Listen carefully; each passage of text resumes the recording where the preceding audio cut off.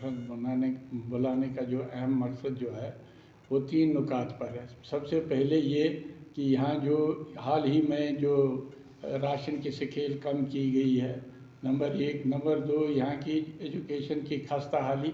Number 3, जो यहाँ rural development के अंदर आए दिनों में लोगों की जो शिकायत है मनरेगा के मुतल्लिक़, उस पर हम आज की इस प्रेस कॉन्फ्रेंस में रोशनी डालेंगे।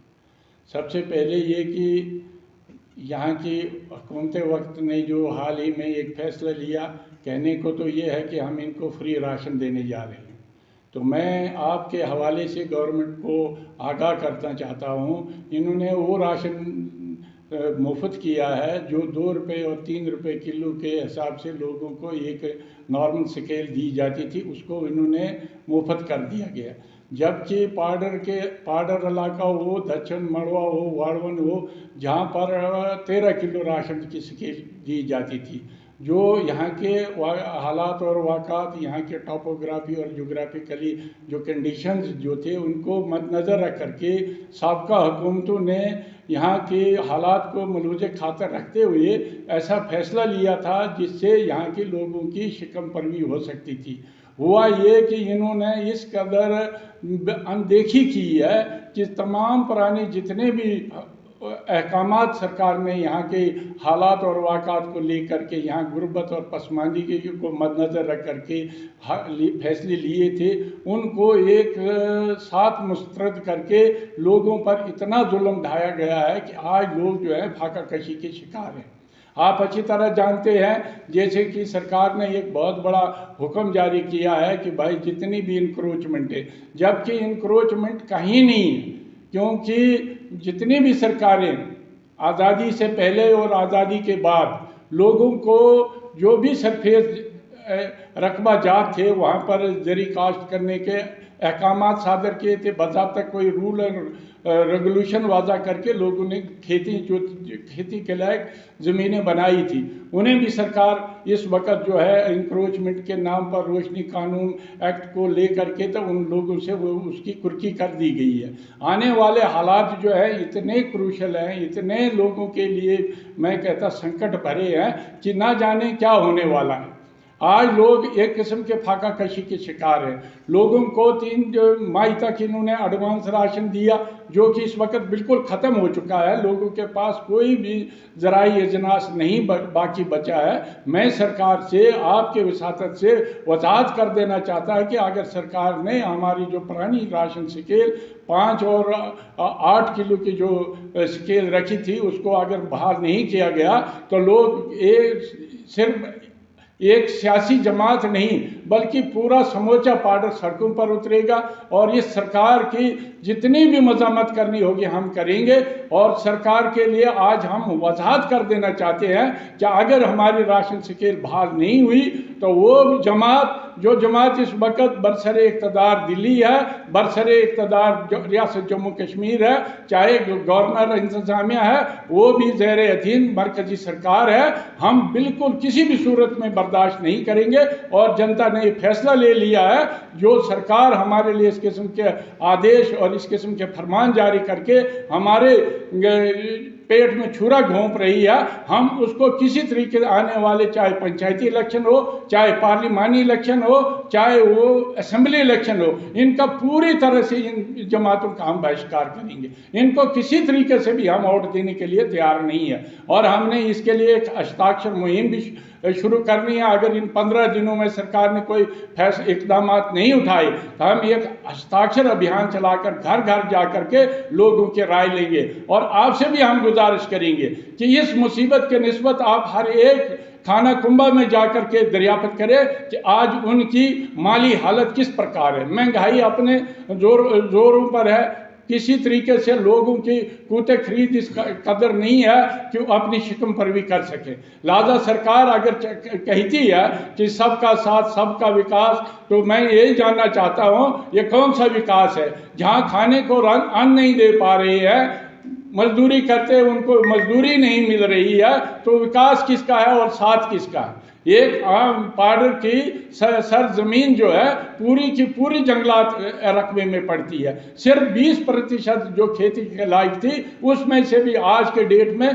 5% जो है जरी काश जो ज़मीन थी, रोशनी एक्ट या अपने जो इन्होंने एक नाम दे रखा है इंक्रोचमेंट, वो भी वापस ले ली गई। यानी 15% जो ज़मीन थी उस पर हम अपनी काश्तकारी करते थे। अब मुझे बताइए, यहाँ पिछले बार 7 महीने खुश्क साली पड़ी, जो लोगों ने बीज डाला था वो भी वापस नहीं आया, और ऊपर से एक दूसरा फरमान जारी कर दिया कि इनको मात्र 5 किलो राशन स्केल जो मुफ्त के नाम से दी जा रही है, उससे तो मैं कहता चिड़ियों को जो दाना है वो पूरा नहीं हो सकता है, जिनके घरों में 5-5, 10-10 अफराद पर मुश्तमिल है, क्योंकि यहाँ हमारा मुश्तरका कुंबा जात रहते हैं, कैसी वो अपनी शिकम परवी कर सकते हैं। लिहाजा मैं आपके विसातत से ये सरकार पर वजाहत कर देना चाहता कि अगर 15 दिनों के अंदर अंदर इन्होंने हमारी वो पुरानी स्केल बहाल नहीं की गई तो हम एक पंचायत हेडक्वार्टर पर, ब्लॉक हेडक्वार्टर पर, हर घर में इस सरकार के खिलाफ एक किस्म के मातमी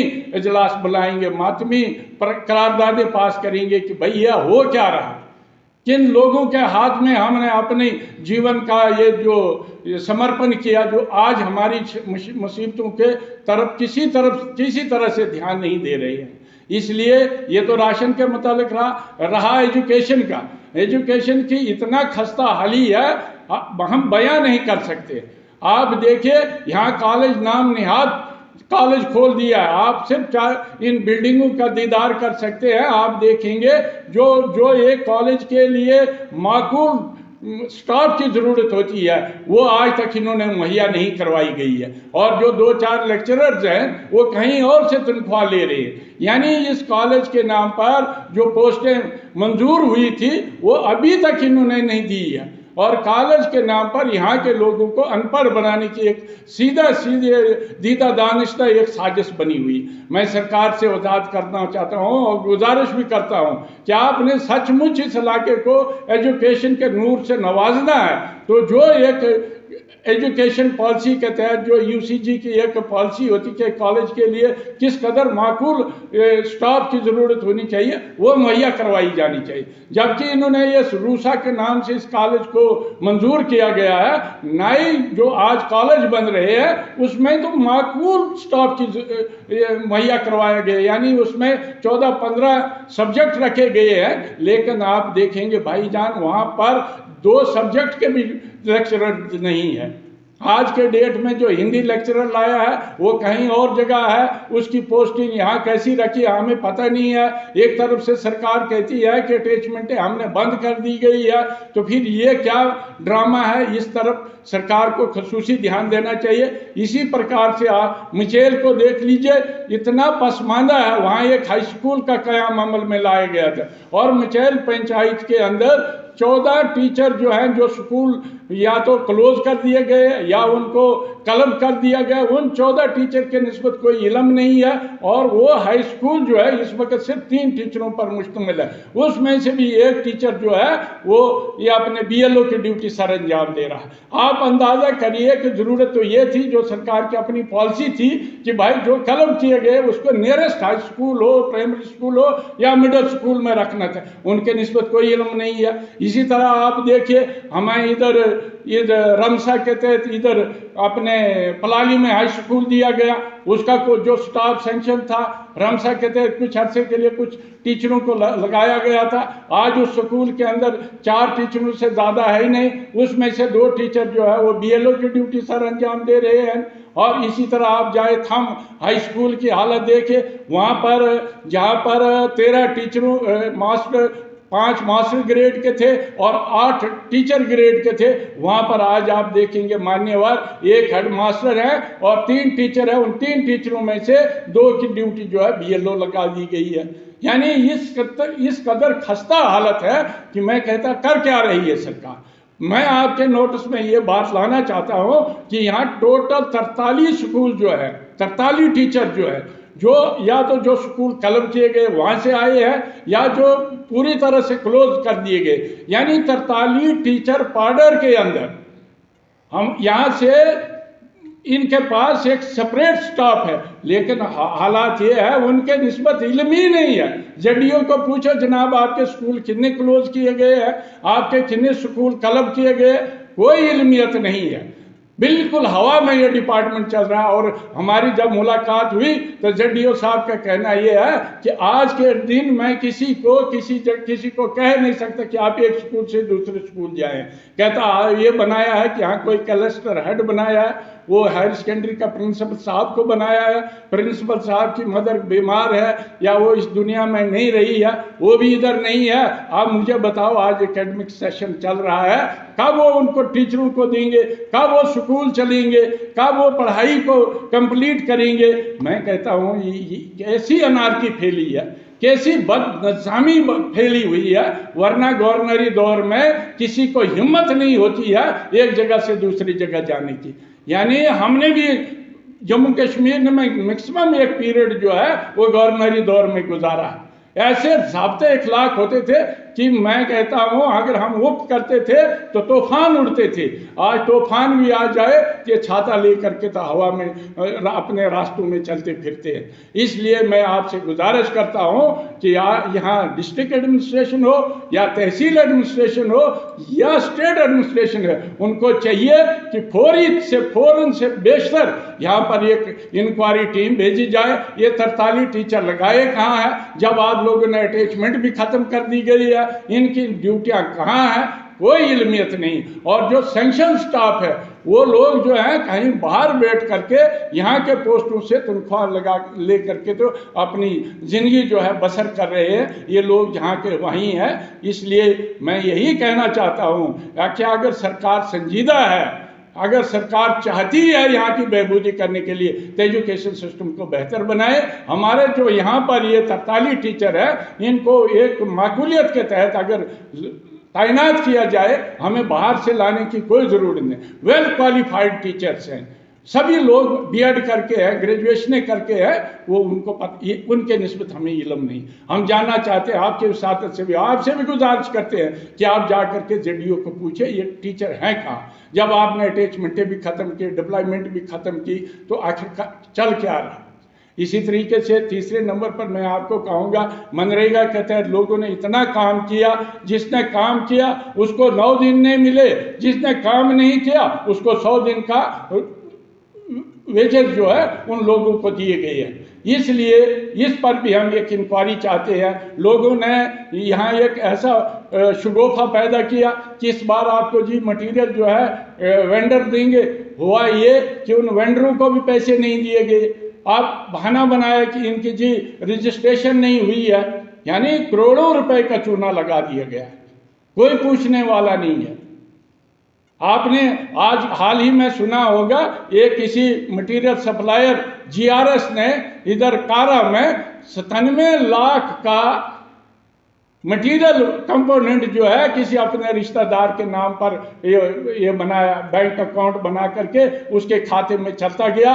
उस वेंडर को बेचारे उस मटेरियल सप्लायर कंट्रैक्टर को इल्म ही नहीं है कि मैं भी कहीं कंट्रैक्टर हूँ। जब जीएसटी का रेट पड़ता है उसको पता लगता है कि मेरे नाम पर भी 97 लाख का ये जो मटेरियल का कंपोनेंट जो है डिपॉजिट हुआ। यानी ये हालत है और अभी तक एडमिनिस्ट्रेशन ने कोई संज्ञान नहीं लिया। होना तो ये चाहिए था कि उसके खिलाफ पर्चा लगा करके उसको अंदर दिया जाना चाहिए था, इस नेक्सस का पता लगना चाहिए था। ये नेक्सस सिर्फ वहीं नहीं है, हर एक ब्लॉक में इस किस्म का नेक्सस है। हम बार बार कहते हैं कि भाई ये हो क्या रहा है। पंचायतों को तो बिल्कुल साइड लाइन ही कर दिया, इनका तो कोई वजूद ही नहीं रखा। ये सिर्फ तब होता है जब कोई सेमिनार होता है, जब कोई इज्तिमा होता है या बैक टू विलेज होता है या रीच आउट होता है, तब एक नाम आता है मोहतरम पंच और सरपंच साहबान। बस उसके अलावा इनको अपना भी पता नहीं हो क्या रहा है, जा कहाँ रहा है, इसकी कोई इल्मियत नहीं है। लोग बहुत ही त्रस्त है। यानी अगर ये सचमुच में मनरेगा स्कीम को PRI जो कैपेक्स है इसको लागू किया होता तो मैं कहता यहाँ बेरोजगारी के तो सवाल ही पैदा नहीं होता था। आप लोग अच्छी तरह जानते, आप भी, हम एक समाज में से आते, आप खुद ही जानते हैं कितने लोग त्राही माम कर रहे हैं। इसलिए मेरी आज की इस प्रेस कॉन्फ्रेंस को बुलाने का हम सभी का एक इज्तिमाई सोच है कि इन 3 नुकात पर सरकार ने अगर कोई संज्ञान नहीं लिया, न सिर्फ हमारी अपनी जमात बल्कि पूरी पार्डर की जनता जो है सड़कों पर उतरेगी और सरकार का पुरजोर मजम्मत करेगी। तो मैं इन्हीं शब्दों से आपसे अलविदा होता हूँ। हरमोहन राज जी कुछ कहना।